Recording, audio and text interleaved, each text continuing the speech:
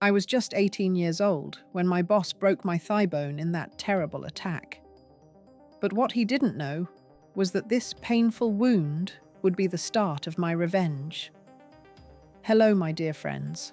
My name is Emily, but everyone calls me Grandma M. I'm 71 years old and was born in Cleveland, Ohio in 1953. Today I'll share a story I've kept in my heart for over 50 years. A story I've never told my children. Before I begin, I want to ask you all to subscribe to the channel Grandparents' Voice and give this video a like. I'd also love to know where you're watching my life story from and how many kids or grandkids you have. How many kids or grandkids you have. That makes me so happy. It all started in 1971. I had just turned 18 and needed to work to help support my family. My dad had passed away a year earlier in a construction accident, and my mum was raising me and my 3 little siblings alone. The Social Security money we got barely covered the rent on our small house in the West End.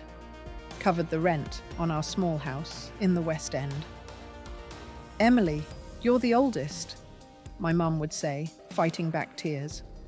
I need you to help me keep this family going. I understood. At 18, I already knew life wasn't easy for folks like us who were poor. I went door to door looking for work. At the stores downtown, they always said I needed experience. At family homes, they wanted someone older and more reliable. I was about to give up when a neighbor told me about Smith Manufacturing. She said they hired young girls there. The job was tough, but they paid on time every month. Smith Manufacturing was located in the industrial area, a big grey building that made fabric for the region. I still remember the strong smell of dyes and glue coming from it. A stink that clung to your clothes and hair if you worked there. I went there on a Monday morning in March 1971. I was so nervous wearing my nicest dress, a blue one that my mum had sewn for me. At the reception desk, a grumpy man told me to wait.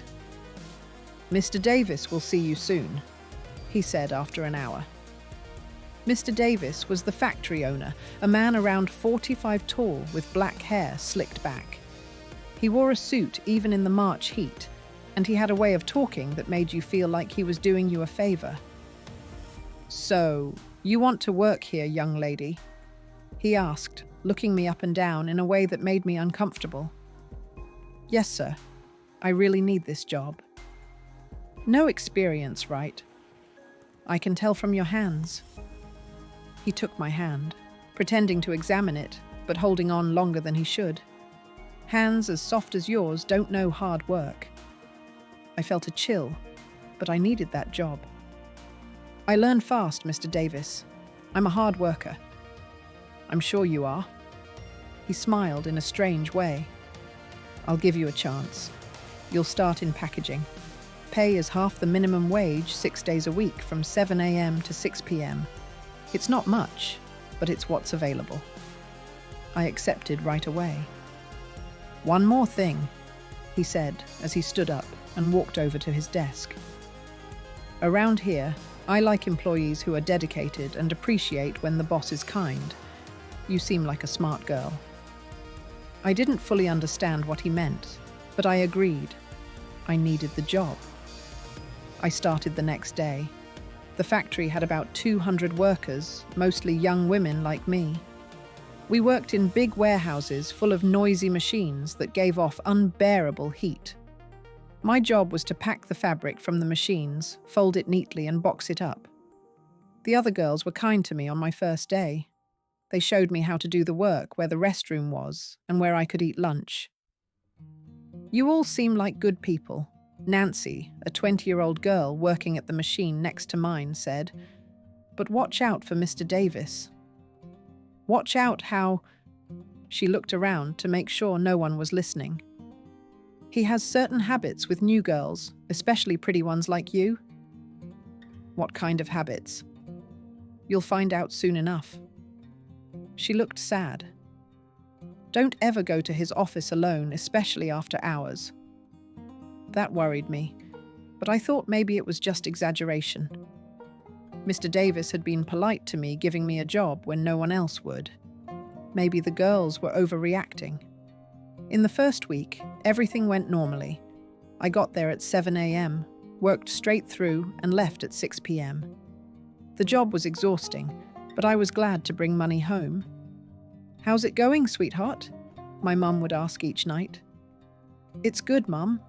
The boss seems like a decent man." If I'd known what was coming, I never would have said that. By the second week, Mr. Davis started showing up around my area more often. He'd come to check the quality of our work and always lingered at my station longer than the others. "You're settling in well, Emily," he'd say, resting his hand on my shoulder. "I like dedicated workers like you." That hand on my shoulder, it stayed there too long. Sometimes he'd stand right behind me, breathing on my neck while he checked my work. "Mr. Davis has his eye on you," Nancy warned me at lunch. "I've seen this before, but he hasn't done anything bad yet," I said, trying to convince myself. "Not yet." She sighed. "Emily, can I give you some advice? If he calls you to his office, always bring someone with you. Make up any excuse, but don't go alone." In the third week, things got more tense. Mr. Davis started calling me to his office to discuss my performance. The first time I tried to bring Nancy along, pretending she needed to help me with something. "You don't need to bring anyone," he said, clearly annoyed. "We just want to talk about your work." "Sorry, Mr. Davis.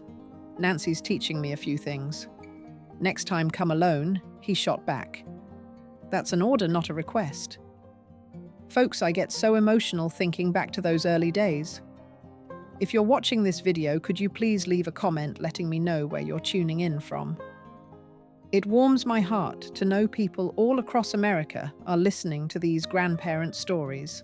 And don't forget to subscribe to the channel and leave a like, because that really helps me keep sharing these stories. I'm thinking about giving you a raise, maybe even promoting you to supervisor. My eyes lit up. A supervisor got almost the full minimum wage, but these things aren't free. He went on, stepping behind my chair. "I need to know if I can trust you, if you're really dedicated." I felt his hands settle on my shoulders, heavy, hot, gripping tight. "I'm dedicated, Mr. Davis. I do my best," I said, my voice trembling. "I'm not just talking about work." His hand slid down my arm. "I'm talking about loyalty, about gratitude." That's when I realized what Nancy had been trying to warn me about. My heart raced. My palms grew sweaty. "Mr. Davis? I think I should go." "You're not going anywhere." His voice changed, turning cold, threatening. "Do you know how many girls would kill to be in your position? How many are lined up to work here, I know." But I started my words, faltering. He stepped in front of me, blocking me from standing up. "Do you want this job or not?" "I do," I whispered. "Then you'll prove you deserve it." What happened in that room that afternoon? I can't describe it in detail. Not because I don't remember. I remember every second, every word. But some things are just too heavy to put into words. He hurt me. He humiliated me. He made me feel like I wasn't an employee at that factory. I was his property. "If you tell anyone," he said afterwards, straightening his suit, "you'll be fired on the spot. And I'll make sure everyone knows what kind of girl you are. No one else in this city will give you a job." I left that room broken, completely shattered. I grabbed my purse and walked out of the factory like a zombie. On the street, I threw up 3 times. When I got home, I locked myself in the bathroom, showering until the water ran out, but I still didn't feel clean. "Are you okay, sweetheart?" my mum asked at dinner. "I'm just tired, Mum," I said. How could I tell her? How could I explain that the job keeping our family afloat came at this kind of cost? That Saturday, I thought about not going back. I stayed in bed, pretending to have a fever. But on Sunday, when I saw my mum counting and recounting the few coins we had, I knew I had no choice. Monday came and I went back to the factory. Mr. Davis greeted me like normal in front of everyone as if nothing had happened. But in his eyes I saw something new, a satisfaction, a power he knew he held over me. "Good morning. Good morning. Good morning. Good morning, Emily," he said. "I hope you had a good rest over the weekend." "Good morning, Mr. Davis," I replied, my voice barely steady.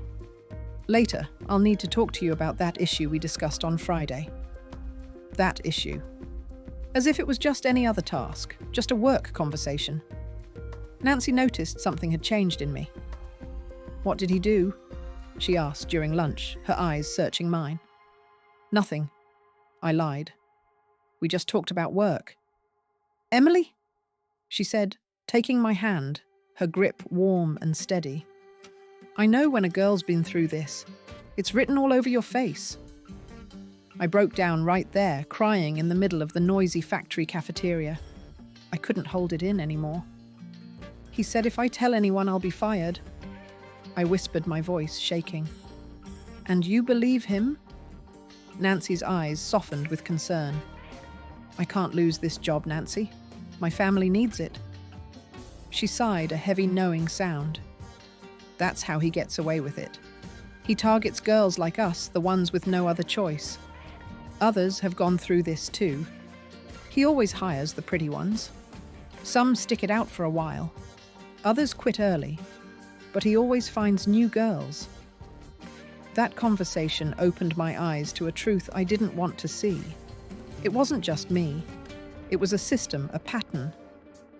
Mr. Davis preyed on the desperation of poor girls like us to satisfy his sick desires, and I was just another name on his list. Now get ready, folks. My life story is going to shock you. So please go ahead and like this video. Let's help this grandma get this story out to the world. Those next few weeks were a nightmare I had to relive every day. Mr. Davis set up a cruel routine.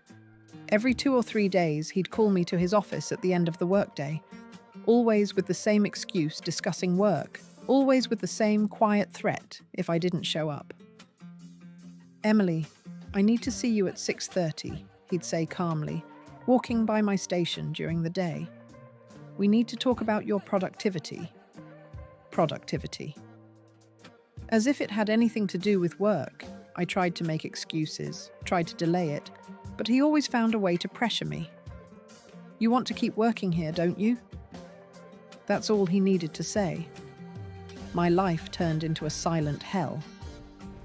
During the day, I tried to focus on my job, pretending everything was normal. I talked to the other girls, ate lunch in the cafeteria, finished my hours. But inside, I was dying a little more each day. At home, my mum started to notice the changes. "You're getting thin, sweetheart," she said one night, serving me dinner, and those dark circles under my eyes. "It's the job, Mum. The job demands so much, but I make good money. Right? I haven't gotten into any trouble there, have I? If only you knew what kind of trouble I was in. But how could I tell you? How could I explain that the money I put on the table every month came at a price no young woman should ever have to pay?" At work, Nancy tried to help me in every way she could. Sometimes she'd make up emergencies to get me out of his office. Other times she'd stay close when he came near me, but she couldn't always be there. "You need to report him," she'd insist. "This can't go on." Report him to who, Nancy? He owns the factory. He knows all the important people in town, even the police. Would the police believe a poor girl over a respected businessman? It would be my word against his. This was 1971, folks. Women didn't have a voice in things like this, especially poor women without education or influential families. I knew if I tried to report it, I'd look like a liar, like someone trying to take advantage of her boss. The abuse got worse, more violent, more degrading. Mr. Davis grew bolder, more cruel. It seemed like getting away with it made him even braver. In May 1971, he put a new lock on his office door for more privacy during our conversations, he said with that disgusting smile. Privacy. The word made me sick. Around that time, I started having nightmares. I'd wake up in the middle of the night, soaked in cold sweat, feeling like he was in my room. I lost my appetite, lost weight, lost the will to live. "Emily, you don't look right," my mum said one June morning. "Maybe you're sick." "I'm fine, Mum. I wasn't fine at all. I'll get a doctor." "You don't have to do that, Mum. It's just tiredness." How could I explain that my sickness couldn't be cured by any medicine? That what was killing me inside wouldn't show up in any tests? At work, I tried to get closer to the other girls, see if anyone else was going through the same thing. I found out it wasn't just my imagination. Other girls were being called in to talk to Mr. Davis, too. There was Diane, 19 years old, who started 2 months after me. I saw the same fear in her eyes that I felt. And little Anna, even younger, always leaving his office with red, teary eyes. We could band together, I thought. Report it together. But when I tried to talk to them, they all denied it. Fear was stronger than courage. They all needed the job. They all had families to support. They all knew he had too much power to fight. Mr. Davis saw our desperation and used it to his advantage. He knew exactly which buttons to push to keep us submissive. "Do you know what happens to girls who cause scandals?" he'd say during one of his torture sessions. "They're marked. No decent man wants to marry a girl who's been talked about. No boss wants to hire a troublemaker." Marked. Talked about. Words every girl back then dreaded hearing. "You're a smart girl, Emily. You wouldn't ruin your life over nonsense." Nonsense. That's what he called it. In July 1971, things got much worse. He started calling me not just at the end of the workday, but during lunch breaks too. To continue our conversations, he said. That meant I didn't eat, because my 50-minute lunch was spent in his office. I'd go back to work in the afternoon, hungry, aching, and wishing I could just die. The other girls started noticing. You couldn't hide what was happening when I returned from lunch with wrinkled clothes, messy hair, and red eyes. "Emily, you can't keep going like this," Nancy told me one day. "You'll go mad." Maybe I already had. I started having hallucinations, hearing voices, seeing Mr. Davis even when he wasn't there. The constant fear was destroying me from the inside. By August, he'd taken it to another level. Not satisfied with abusing me at the office, he started making up urgent deliveries I had to take to his house. "I need you to bring these documents to my home," he'd say, handing me an envelope. "It's urgent." His house was in a fancy neighborhood, a white mansion with a well-kept garden. The first time I went there, I still hoped it was really just a delivery. I was so naive. At his home, with no one around, he felt free to do whatever he wanted to me. It was worse there than at the factory, because I knew that eventually I'd have to leave since the other employees might show up. At his house, I was completely at his mercy. "Here, no one can bother us." He'd say, then lock the door. "We can have more time to talk. The longer the time, the more suffering, the more shame, and the more times I wished I could just die." I started calling in sick. I'd make up illnesses, fake fainting spells, anything to avoid facing that constant horror. But he always found a way to punish me for the absences. He'd tell me that employees who miss work don't get full pay and deduct 2 days' wages. 2 days' pay from mine. I hope you understand. I understood all too well. It was just another way to control me and keep me trapped in that situation. In September, something happened that almost made me give up everything. My mum found out about the pay deductions and asked me about it. "Emily, why is your paycheck so low this month? I missed a few days." Mum, I've been feeling under the weather. Sweetheart, we can't afford for you to miss work. We need the full amount. Seeing the worry on her face, knowing my family depended on that dirty money, made me sink even lower. I was caught in a vicious cycle. I needed the job to support my family. But to keep the job, I had to endure that abuse. Around that time, I started thinking about running away, leaving Cleveland, going anywhere to start a new life. But how I had no money, no place to go, and I didn't know anyone in other cities. Mr. Davis sensed my growing desperation and seemed to feed off it. He became more aggressive, more brutal, as if my suffering excited him even more. "Are you thinking about leaving?" he asked one October afternoon. "Forget that idea. You're mine now, like I'm some object, some possession. And if you try to run, I'll come after you. I have connections everywhere. You won't get a job in any city if I don't want you to." The threat was real. Men like him have power, influence, and connections. They can destroy a life with just one phone call. In November 1971, nearly a year after I started at the factory, I reached my breaking point. I'd lost 15 pounds, had stomach ulcers from the stress, and was starting to think about ending it all. That's when his thirst for power and cruelty made him make a mistake that changed everything. On a late November Friday afternoon, he called me to his office as usual, but this time he was different, more agitated and violent. He'd been drinking.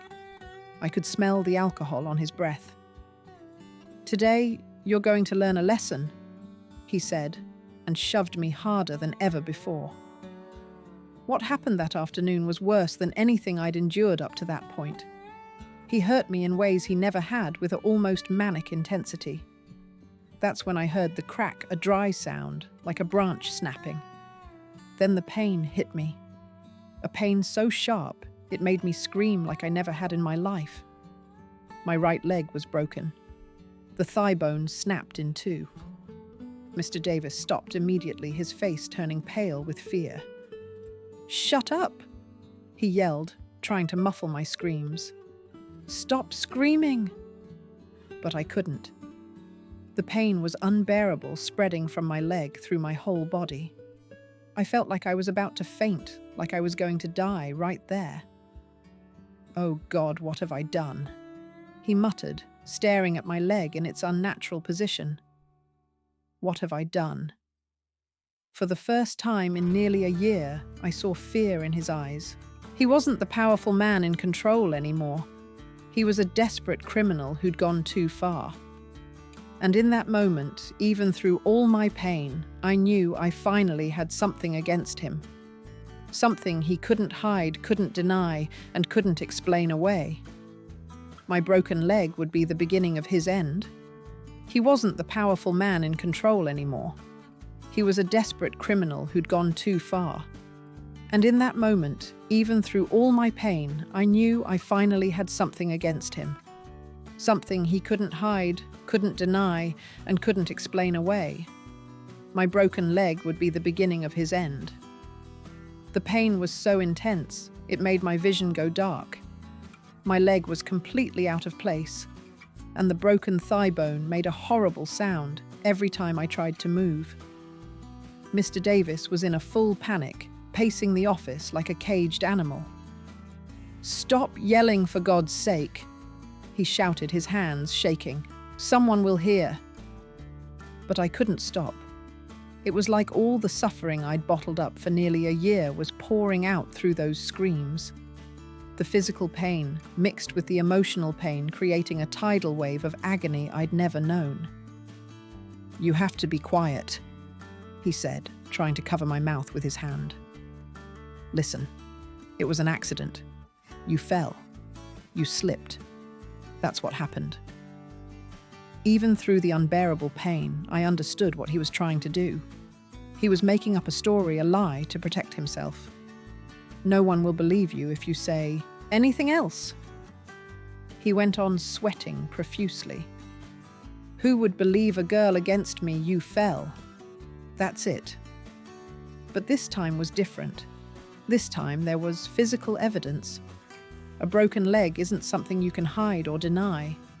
Doctors would ask questions. Nurses would take notes. There would be records. His desperation was obvious. For the first time, I saw real fear in the eyes of the man who'd tormented me for months. He knew he'd crossed a dangerous line. He said, trying to lift me up, "We'll make up a story. You fell down the factory stairs and hit your leg. That's it." As he tried to move me, the pain was so overwhelming I blacked out for a few seconds. When I came to, he was carrying me to his car, a black Ford he always drove to work. During the drive to the hospital, he kept repeating the story we had to tell. "You were going down the factory stairs and slipped. You hit your leg on the iron steps. It was a work accident, nothing more." Every bump in the road made my leg throb even more. I felt like the bone was shattering inside my flesh. But amid all that pain, a part of my mind was calculating, planning. We arrived at Central General Hospital around 7 p.m. Mr. Davis carried me inside, yelling for the nurses. "Help, my employee fell at the factory. She broke her leg." The doctors rushed me to the emergency room. Dr. Clark, a man in his 50s, started examining my leg while the nurses tried to calm me. "How did this happen?" he asked, gently touching the broken area. I looked at Mr. Davis, who was standing in the doorway glaring at me. That was my chance. I could tell the truth and report everything right there. But I was still scared. Even with my leg broken, even knowing he'd gone too far, the terror he'd instilled in me for nearly a year was still strong.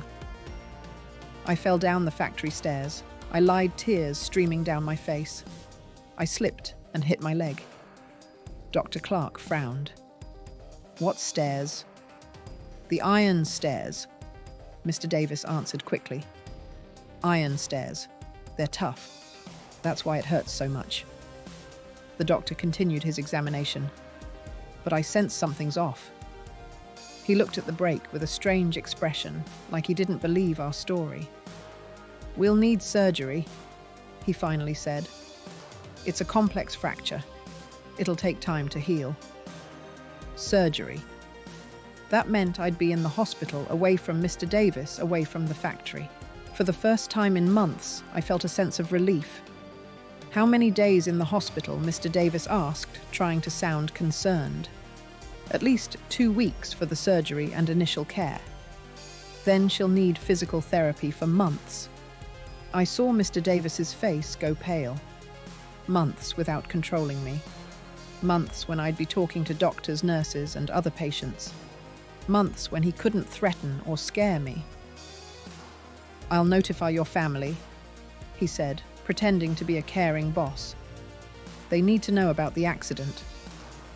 As he left to make the call, Dr. Clark came closer to me. "Emily, can I ask you a private question?" My heart raced. "You can. This break has an unusual shape for a typical fall. It looks more like a direct injury, a lot of force applied to the leg." Somehow he knew. The doctor knew this wasn't a regular accident. "Is there something else that happened that you haven't told me?" That was my chance. Here was an educated, respected man who could help me and believe me, but fear still won out. "No, doctor, that's what happened." He looked at me for a long moment, then sighed. "All right, let's take care of your leg first." The surgery was done the next morning. When I woke up, from the anesthesia, my mum was crying by my bed. "My girl, how did this happen?" "I fell at the factory." "Mum, Mr. Davis said he'd cover all the medical costs." It's good to have such a generous boss. Generous. If only she knew. But in the days that followed, lying in that hospital, something started to change inside me. Away from the factory, away from Mr. Davis's constant threats, my mind began to work differently. The nurses were kind to me. The other patients chatted, shared stories, treated me like a human being. I'd forgotten what it felt like to be treated with kindness. Mr. Davis showed up every day, always bringing flowers or fruit, playing the concerned boss. But when we were alone, he'd show his true face. "I hope you're not thinking of saying anything foolish to anyone," he'd whisper when no one was listening. "Remember, your family still needs me." But his threats started to sound empty. He was worried, on edge. I could see in his eyes that he feared I might change my story. On my 5th day in the hospital, something happened that changed everything. Dr. Clark came to talk to me again, but this time he brought someone with him, a woman in her 40s, very serious. "Emily, this is Dr. Laura, our psychologist. She wants to speak with you." A psychologist. My heart pounded. Why did they want me to talk to a psychologist? "It's routine," Dr. Laura explained. "We always talk to trauma patients to help with recovery." We were alone in the room. She pulled up a chair and sat close to my bed. "How are you feeling, Emily?" "My leg's hurting less now." "I'm not talking about your leg. I'm talking about you as a person." The question caught me off guard. No one had ever asked how I felt as a person before. "I don't know. Normal, I guess." Dr. Clark told me that your break is quite unusual. He's experienced with work accidents and says he's never seen anything like it. I felt my blood run cold, but that's what happened. I fell down the stairs. "Emily, you know you can tell me the truth, right? Nothing you say here will leave this room without your permission." For a moment, I thought about telling it all, but the fear was still too great. "It was an accident, doctor." She looked at me for a while, then sighed. "All right. But if you change your mind, you can call me anytime." That night, I couldn't sleep. I kept thinking about my conversation with Dr. Laura, Dr. Clark's suspicions, Mr. Davis's worry.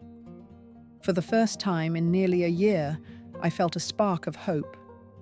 Maybe I wasn't as alone as I thought. Maybe there were people willing to help me. On the 7th day, I got an unexpected visit. Nancy showed up at the hospital bringing flowers and a worried look. "Emily, how are you? Everyone at the factory is talking about your accident." "I'm better. I'll be back to work soon." "Are you sure it was an accident?" she asked quietly, glancing around. "Why do you ask?" "Because I've known you for nearly a year. I know how you walk, how you go up and down stairs. You're careful. You're not the type to trip." Nancy was giving me an opening, a chance to tell the truth to someone who already suspected.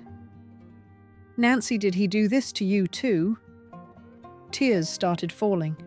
I couldn't hold back anymore. "He said if I told, he'd fire me. He'd spread that I'm a tramp. My family needs the money." "Emily, look at yourself. Look where you are. How far does this man have to go before you fight back?" She was right. I'd hit rock bottom. I couldn't go any lower. But what could I do? Who would believe me? "I'll help you. You're not alone in this." In that conversation with Nancy, I made a decision that would change my life forever. I wouldn't be a victim anymore. I wouldn't let fear control my choices. When she left, I called for the nurse. "I want to speak with Dr. Laura. It's urgent." Dr. Laura arrived half an hour later. She sat in that chair with a knowing look. "Have you changed your mind?" "I have." And I told her everything. All the abuse, all the threats, all the humiliation. I told her about the other employees who went through the same thing. I told her how he used our financial needs to keep us trapped. She listened in silence, taking notes, asking specific questions. When I finished, I was exhausted but relieved.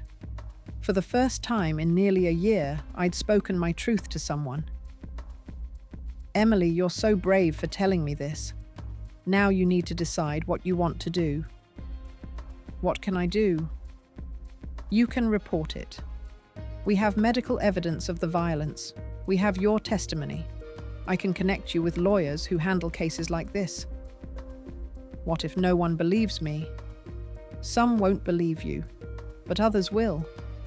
And this could stop other girls from going through what I went through. I thought about the other factory workers, about Diane, about Anna, about those who hadn't come forward yet. How many more girls would Mr. Davis destroy if no one stopped him? I want to report it. I said with a determination I hadn't felt in months. I want him to pay for what he did. Dr. Laura smiled for the first time. Then let's get to work. In the days that followed, still in the hospital, we started building the case against Mr. Davis. Dr. Laura reached out to Mr. Carter, a young lawyer who handled workers' cases. "Your case is strong," he told me, after hearing the whole story. "We have medical evidence witnesses a pattern of behavior. We can sue for assault, sexual harassment, and a bunch of other charges. But he's got money, he's got influence, and we've got the truth. Sometimes that's enough." Mr. Davis kept showing up at the hospital, looking more worried each time. He could sense something had changed, that I wasn't as scared anymore. He said so during one visit. "You're different now. I hope you're not doing anything foolish." "I'm not doing anything foolish," I replied, looking straight into his eyes. "I'm seeking justice." I saw his face turn pale.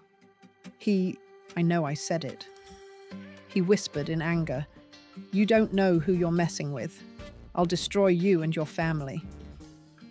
You tried to destroy me, but you couldn't." That was the first time in nearly a year that I answered him without fear. And that feeling of power, of not being a victim anymore, was intoxicating. 3 days later, I was discharged from the hospital. My leg was still in a cast. I needed crutches. But I was free. And for the first time in months, I was truly free, because now I had a weapon against him. I had courage. I had allies. I had a plan. The battle had begun. And this time I wouldn't lose. As I left the hospital with the crutches tucked under my arms, I felt a sensation I hadn't experienced in nearly a year. Hope. My legs still hurt a lot, but my soul felt lighter. For the first time since I started working at that cursed factory, I had a plan. Mr. Carter explained everything to me in detail.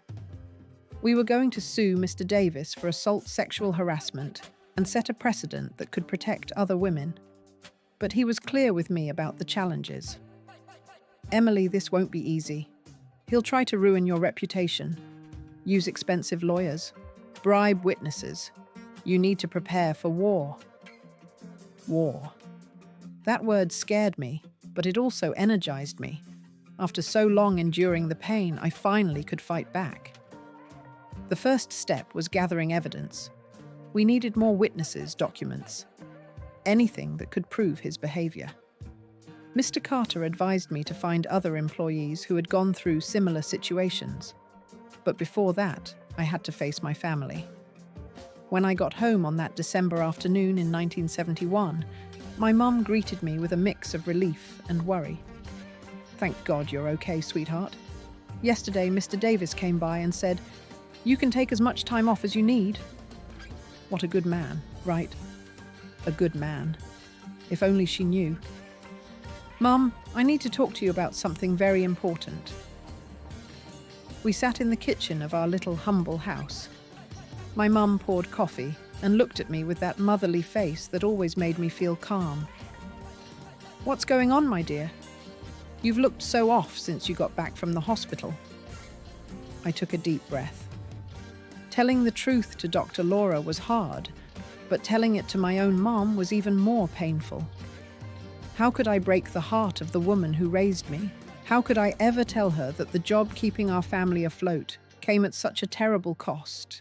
In the days that followed, I began the informal investigation that Mr. Carter suggested. First, I reached out to Nancy.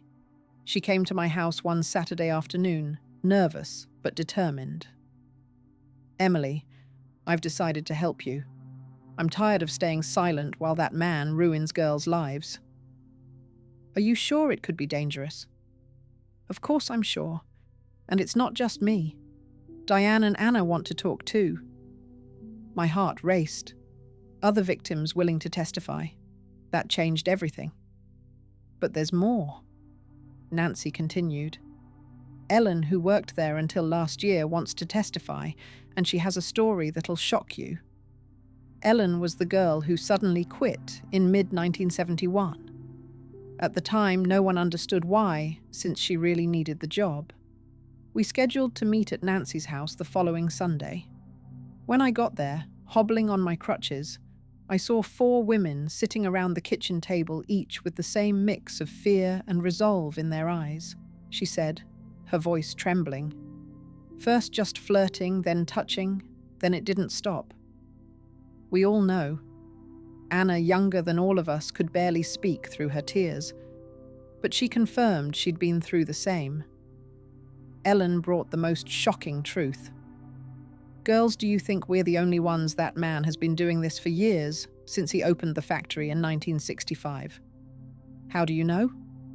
"Because I've talked to other girls who worked there before. Judy, who left in 1969, went through the same thing. Rita from 1968 too, and more. How many of us has he ruined over the years, Ellen? Why didn't you ever report it?" "For the same reasons as all of you. Fear, shame, and necessity. But when I heard what happened to you, Emily, I decided I couldn't stay silent anymore. We left that meeting with a clear plan.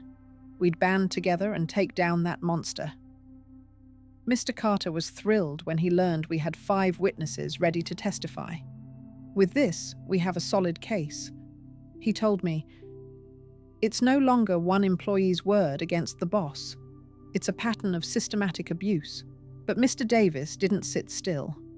When he found out I hadn't returned to work after my medical leave, he started making moves. First, he tried direct threats. He showed up at my house one January night in 1972, pounding on the door.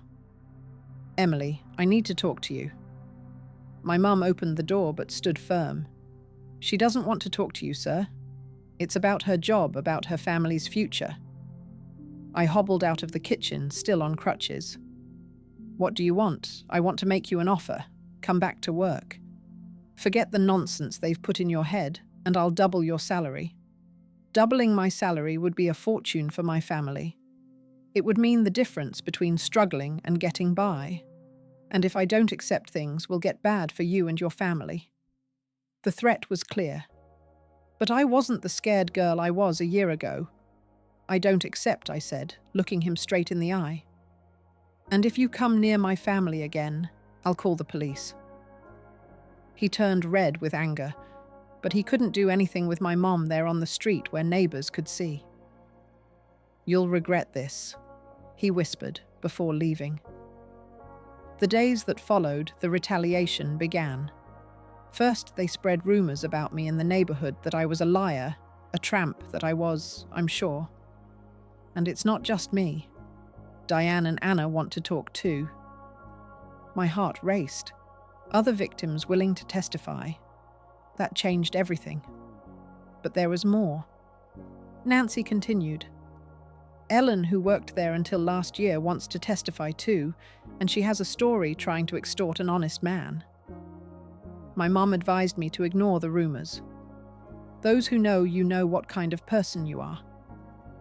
But the rumors hurt me deeply. It was painful to see neighbors who'd known me since childhood whispering as I walked by. Then came the economic threats. Mr. Davis had influence over orders from above. Mr. Davis was using his economic power to strangle us financially, but Mr. Carter had anticipated this. He explained to me that it's common. When powerful men feel threatened, they use every resource at their disposal. In February 1972, we finally filed the lawsuit.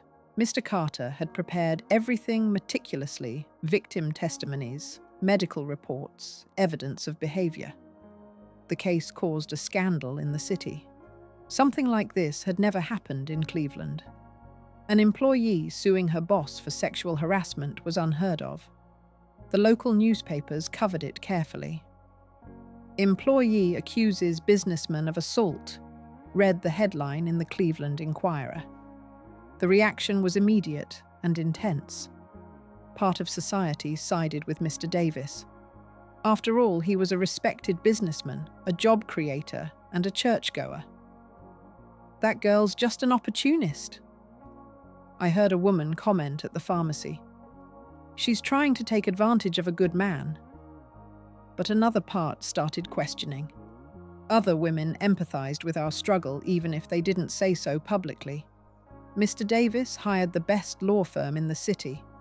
Lawyer Richard Stone was known for defending businessmen in labor cases. His strategy was clear from the start: discredit the victims. "My client is an upstanding man, a family man, a pillar of the community," he declared to the newspapers. "He's the victim of an extortion attempt by disgruntled employees." The first hearing was scheduled for March 1972. Mr. Carter prepared me for what was coming. "They'll try to destroy your character. They'll question your reputation, your personal life. They'll try to make you look like a liar." I was prepared. "Are you sure? Because once you start, there's no going back. You'll be exposed to the public. You'll have to relive everything in detail." I thought about the other factory girls, about those who hadn't come forward. I thought about how many lives Mr. Davis would ruin if he got away with it again, and I was sure. On the day of the hearing, I arrived at the courthouse still on crutches. My leg was healing, but I needed the support. Mr. Carter said that was good. It would show the judge the severity of the assault. The courtroom was packed. Journalists, curious onlookers, supporters from both sides. I'd never seen so much activity in a Cleveland courtroom. When Mr. Davis walked in, flanked by his expensive lawyers, our eyes met. For the first time, I didn't feel fear. I felt resolve. Lawyer Richard Stone started as expected, trying to dismiss our case. "Your Honor, we're dealing with a clear extortion attempt. Disgruntled employees trying to profit from a work accident." Mr. Carter responded firmly. "Your Honor, we have 5 different women here from different periods, all reporting the same pattern of behavior, the same kind of behavior. This isn't just a coincidence. It's a system." When it was my turn to testify, my heart was pounding. There I was, a poor 19-year-old girl, facing one of the most powerful men in the city. "You can begin, Miss," Judge Edward Brooks said. I told it all. All of it, every bit of the abuse, every threat, every humiliation. I felt tears streaming down my face, but I kept my voice steady. This was my chance to be heard, and I wasn't going to waste it. When Lawyer Stone started cross-examining me, he tried to confuse me, make me contradict myself. "Aren't you surprised you never reported this before? Why wait until now after the accident?" Because I was scared. And because only now have I found people willing to help me. "Are you making this up just for money?" If it was about money, I would have taken his offer to double my salary. I felt like I'd scored a point. Mr. Carter had prepared me well. The other girls testified throughout the week. Each testimony confirmed the pattern, showing they weren't isolated cases. The most impactful moment was when Ellen revealed the true extent of the problem. "Your Honor, I've spoken to at least 8 women who've gone through similar situations at that factory. Some have even left the city out of shame. 8 women, even more than we imagined." Of course, Mr. Davis tried to deny everything. He said we were liars, that he was the victim of a conspiracy, but his story just didn't hold up. It didn't hold up. How could he explain that 5 different women would make up the same story? How could he justify behavior that victims who didn't even know each other described? The trial dragged on for 3 months. It was 3 months of tension with subtle threats. Psychological pressure, but also 3 months where I felt a strength growing inside me that I didn't know I had. In June 1972, the verdict came down. Judge Brooks declared it clearly and straightforwardly. This court recognizes the authenticity of the events the victims described. This systematic abuse is clear and unacceptable. Mr. Davis was sentenced to 2 years in prison, ordered to compensate all the victims, and the factory was temporarily shut down. When I heard the verdict, I burst into tears, not out of sadness, but out of relief. I had won. We had won. Mr. Davis tried to appeal, but the higher court upheld the sentence. In September 1972, he was arrested. Seeing the man who had terrorized me for so long handcuffed and led away was one of the most liberating sights of my life. The victory came at a high price. We lost friends, faced prejudice, dealt with financial hardships. But every sacrifice was worth it because we proved that poor girls can stand up to powerful men and win. Justice isn't just for the rich. And more than that, we saved other girls from what we went through.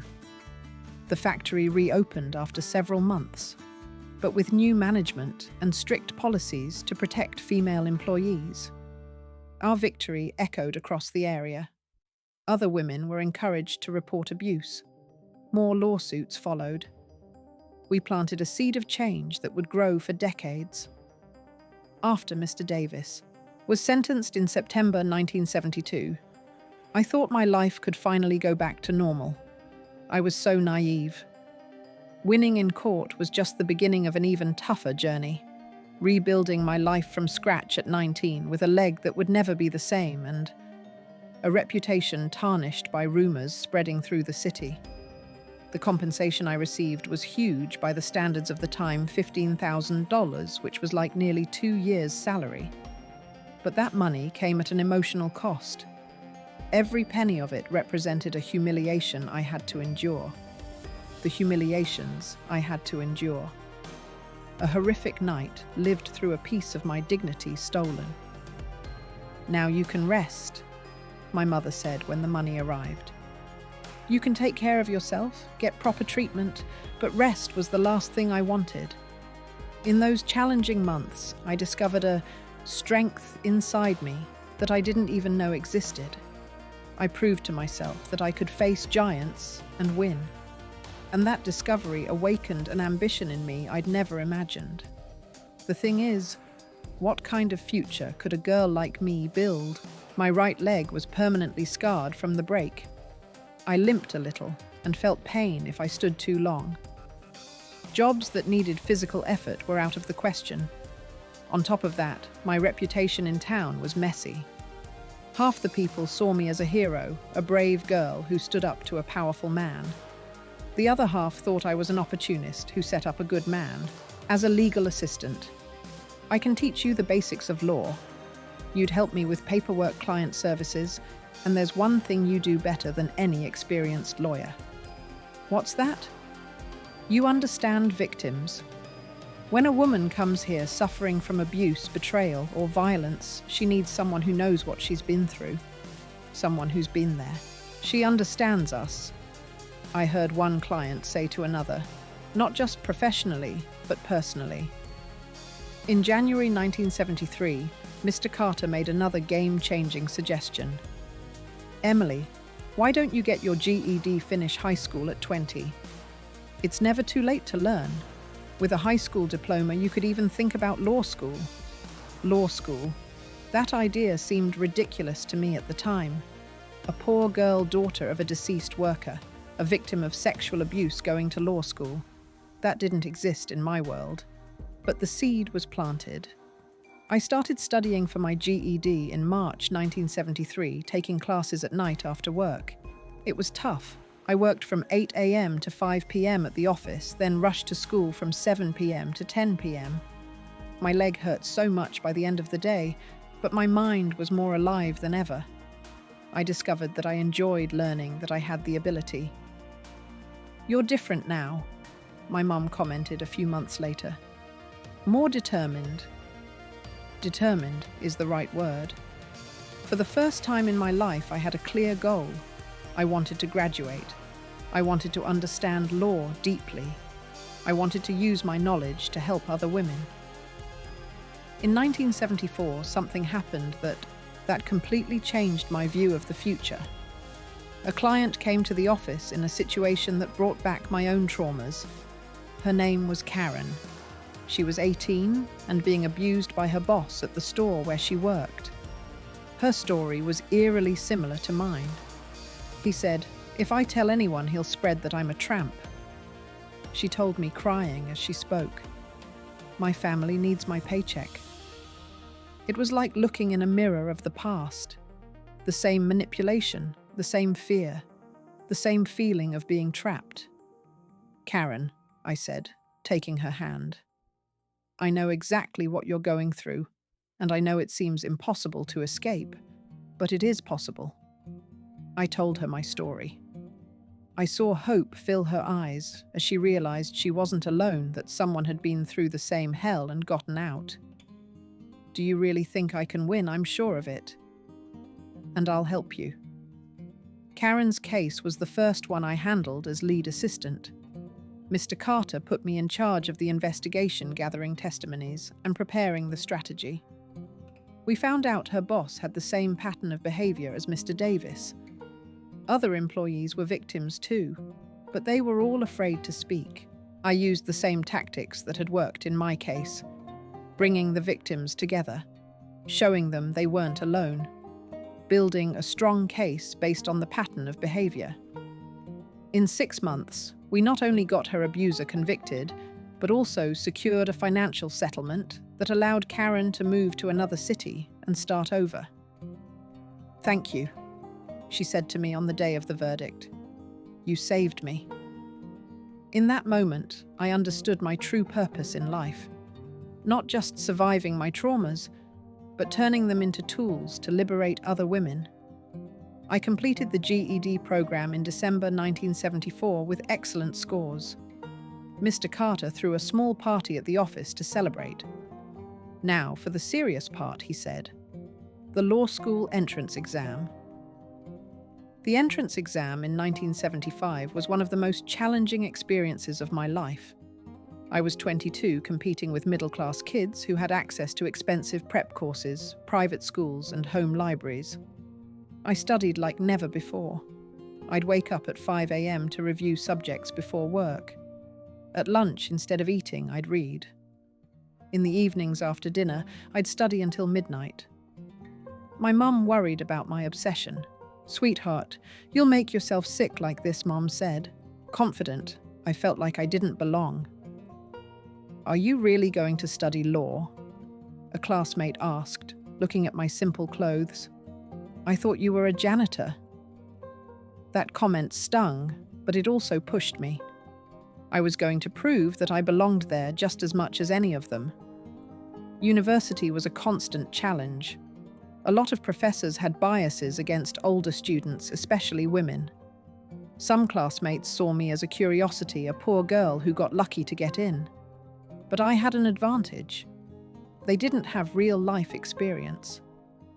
When we studied criminal law, I knew how courts actually worked in reality. When we covered labor law, I'd lived through abusive power dynamics myself. "Your participation in class is always so rich," the civil law professor said. "You bring a different perspective." A different perspective. That was a polite way of saying I'd learned the law in real life before I ever opened a book. Over those 5 years at university, I kept working with Mr. Carter. It was tough classes in the morning, work in the afternoon, studying at night. But with each semester, I felt myself getting closer to my goal. In 1978, my 3rd year, something happened that really impressed me: a women's law elective course that not many students took. The professor called me in to talk. "Emily, I've heard about your story, your struggles. Have you ever thought about specializing in women's rights?" "Why, Professor? America is changing. Women are gaining more space, more rights. We'll need female lawyers who understand these issues not just in theory, but from experience." That suggestion planted a seed. I started diving deeper into women's rights, labor laws, discrimination cases, and violence. I realized what happened to me was happening to thousands of women across America, and so few had the courage or means to fight for themselves. In 1979, I wrote my thesis on workplace sexual harassment, analyzing the legal and social aspects. I used my own case as the main study to examine both the legal and social sides of the issue. My advisor said this work could become a book. It was groundbreaking in America. Groundbreaking, a word that started defining my path. I graduated in December 1980 at age 27. At graduation, as I walked up to receive my diploma, I saw my mum crying with pride in the audience. I thought about everything I'd been through to get there. The scared girl who was abused and almost killed at 18 was now Dr. Emily, a lawyer specializing in women's rights. "And now," Mr. Carter asked after the ceremony, "now what? I'm going to open my own office handling cases no one else wants. Poor women, victims of violence, exploited workers. It won't be easy to make money that way." It's not about the money. It's about justice. In January 1981, I rented a small room in downtown Cleveland and put up a sign on the door, "Dr. Emily Santos. Law for the people. Law for the people." That's how I defined my work. Law for the people, for those without a voice, for those always overlooked by the system. In the first few months, I hardly had any clients. A lot of people didn't trust a young lawyer like me, especially a woman with my story. But slowly work started coming in. First women referred by Mr. Carter. Then they started coming on their own. Victims who had heard about the lawyer who understood their pain. In 2 years, my office was packed. Cases of sexual harassment, domestic violence, workplace discrimination, child support. Each case was a battle. Each victory was a small revolution. "You're changing the city," Nancy, who'd become my secretary, told me. "Women aren't afraid to speak up anymore." Changing the city. Maybe that was a bit much, but I felt like I was planting seeds for something new. In 1983, I got an invitation that would shift my life's path again. The state of Ohio was setting up its first women's police station, and they wanted me to join the project as an advisor. "This is a chance to impact thousands of women," the project coordinator explained. "Your experience will be the foundation." I took on the challenge. For 6 months, I traveled across the state training officers' staff and creating service protocols. It felt so good to see my personal struggle turn into public policy, to know other women would have access to respectful, effective, and dignified help. But the most important work was still ahead. In 1984, I decided to write a book telling my whole story. "Why now?" my mum asked. "Because other girls need to know you can turn pain into purpose, trauma into strength," I said. The book took 2 years to finish, from trauma to transformation. A Journey of Survival and Triumph was published in 1986 and made waves across the country. "Your story is so inspiring," a Time magazine reporter told me. "It shows you can overcome anything." Overcome anything. Yes, that was possible. But more than that, you could turn hardship into a force for change. The book brought me national recognition. I started giving talks across the country, appearing on TV shows, advising journalists. But the most meaningful part was the women who reached out to me from all over America. Letters. Phone calls, people who drove hours to meet me. "Your story gave me courage," they'd say. "If you could do it, I can too." And they did. One by one, these women faced their trauma, built new lives, and went from victims to the heroes of their own stories. In 1987, at 34, I looked back at the road I'd traveled.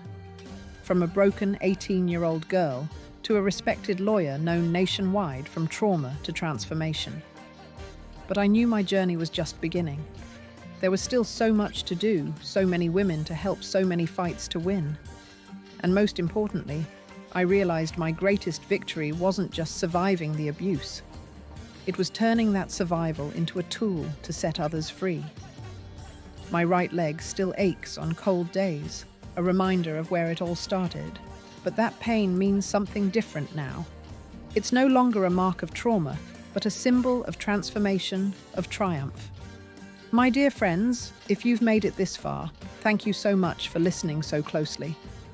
This story wasn't easy to tell, but I know it can help others who are struggling. Please don't forget to subscribe to Grandparents' Voice and give this video a like. It really helps me keep sharing these life stories with you. And let me know in the comments where you're watching from. I love hearing from folks all across America and beyond. A big warm hug to every one of you. And remember, no matter how fierce the storm, there's always a rainbow waiting on the other side.